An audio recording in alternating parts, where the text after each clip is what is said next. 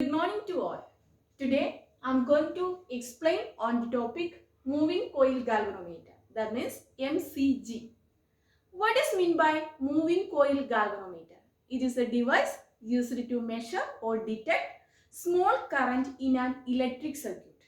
What is the basic principle of this moving coil galvanometer? It is based on the fact that rectangular coil, that is C, rectangular coil is placed between the strong magnet, uniform magnetic field. It experiences a torque. That is the basic principle of moving coil galvanometer. Next is, what is the construction? Okay, what are the things we are using? First one here I told, that is C, that's a coil we are using. Coil inside a soft iron core we are using. This coil placed between uniform magnetic field, that is circular shaped magnet, cylindrical shaped magnet we are using. Why we are using this cylindrical shaped magnet? It produce radial magnetic field. That's why we are using this cylindrical magnetic field. This coil, one end is connected to that. This one is torsion head. H is denoted by torsion head. One end is connected to torsion head. In between we are using one mirror. Okay. Then this side is connected to terminal T2. One side is connected to terminal T2. Another end, this side is connected to one small spring. Small spring is denoted by the letter ES. It experiences small torque. It experiences a restoring torque. Then this side is connected to another terminal, that is T1. Okay.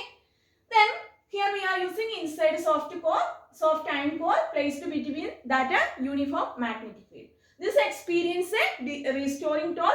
Here is from this mirror we can see that deflection of that galvanometer. We can note the readings. That's why we are using this mirror. Round shaped mirror we are using. Next one, construction is over. Next is, what is the theory? First one is B. B means intensity of magnetic field. We know that.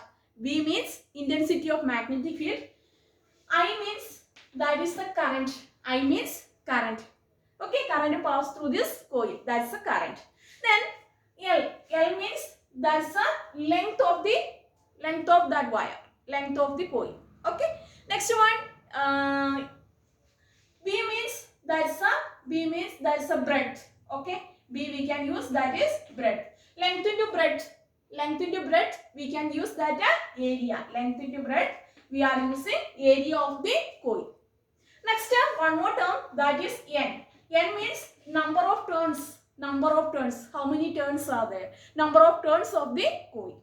Then we can use, first one is current is passing through the coil. It experiences a small torque. Then torque is denoted by the last year we have studied that torque is denoted by the letter, that is tau. Tau is equal to NIAB sin theta. N means number of turns of the coil. I means that's current passing through this coil. A means area of the coil. B means intensity of magnetic field. Sin theta. Theta means that's angle of the normal plane with the uniform magnetic field. Okay. Then theta we can take that theta is equal to 90 degree. Then sin theta we will get sin theta is equal to sin theta. Theta is equal to 90 degree. Then we get the value of 1. Then in this case tau is equal to NIAB. This torque we can say that deflecting torque. This torque we can say that it is deflecting torque. Okay. Next one, again this here spring is there. This is just to distort. Okay. Then distort means here it's producing that torque. That torque, that is restoring torque. Restoring torque we can denote it by the letter tau dash.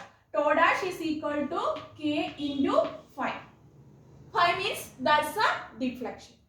Okay. Then K into phi. This one, that is restoring torque developed per that twist, that's K into phi we can use. Then in this case, equilibrium state what happened? This deflecting torque is equal to restoring torque. Deflecting torque is equal to restoring torque. Then we can write tau is equal to tau dash. Then we can compare this equation. This is our first equation. This is our second equation. Then we can write NIAB equal to K phi. From this equation we can calculate this current I. I is equal to K phi divided by NAB. Then here is we can take this K divided by NAB. K divided by NAB. This is equal to, we can use that G. Capital letter G we can use. This G is known as galvanometer constant. Galvanometer constant.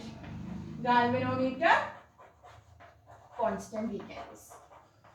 Galvanometer constant. Then we get the final equation I is equal to G phi. I is equal to G phi. This is our final equation. I is equal to G phi. Next is sensitivity of galvanometer. Sensitivity of a galvanometer. We know that galvanometer is very sensitive. That means if you are passing that is small current, it shows large deflection. That's why galvanometer is very sensitive. Then we can, from this we can calculate this current sensitivity and voltage sensitivity. Current sensitivity means deflection produced in the galvanometer per, that is, unit current. Then voltage sensitivity means deflection produced in the galvanometer per unit voltage.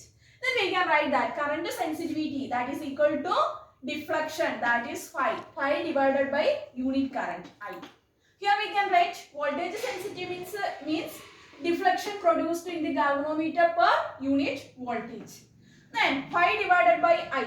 I we know that in case of moving coil galvanometer, we know that I is equal to K phi divided by NAB. We can substitute here phi divided by, here is I is equal to this, then NAB divided by NAB divided by K phi it will come. Then phi is cancelled. Then we get our final equation, we get NAB divided by K. That means current sensitivity is depends on that number of turns of the coil, then area of the coil, then intensity of that magnetic field.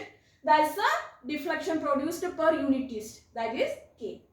K it is decreases, then this current it will be increases. Other things, number of turns increases, this current sensitivity also increases, area increases, current sensitivity also increases, intensity of magnetic field increases, then current is also increases. Then next one is voltage sensitivity, phi divided by V. Then by we can use our Ohm's law. By using Ohm's law, V is equal to IR. Then we can substitute this phi divided by R into I. I we can substitute. I is equal to, here is K phi divided by NAB. Then phi cancel. Here we get the final equation NAB divided by KR. That means in this case we can see that voltage sensitivity depends on this NAB. This is increases automatically, voltage sensitivity also increases. Then this K decreases, it will increases. Then resistance of the coil, R means resistance of the coil, that's decreases, then voltage sensitivity also increases. Thank you.